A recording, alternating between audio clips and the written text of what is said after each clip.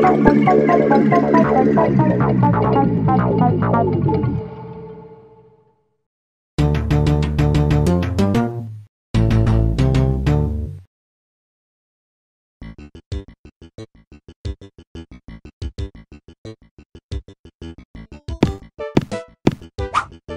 purple, and now orange. Ugh. Now as you all know, it's Orange Day today. And in honor of Orange Day, we have a fun activity to do today. Well, we were going to do a fun activity, but for clapping, by fun activity, I mean a really long not so fun activity. Sorry? Oh, just shut up already. All of you.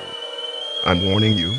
You'll be telling me everything in here that is orange. Seriously? I mean, seriously, are we doing that? Now, mate, no one likes a simpleton like you. Hey! Anyways, let us begin. Now, class, the activity is simple. If you see something orange in this classroom, like this orange for example, raise your hand and tell me. The orange on your desk. Very good. Now what else is orange? The orange.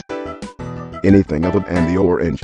Anything at all, class? Like, I don't know, maybe someone's suit?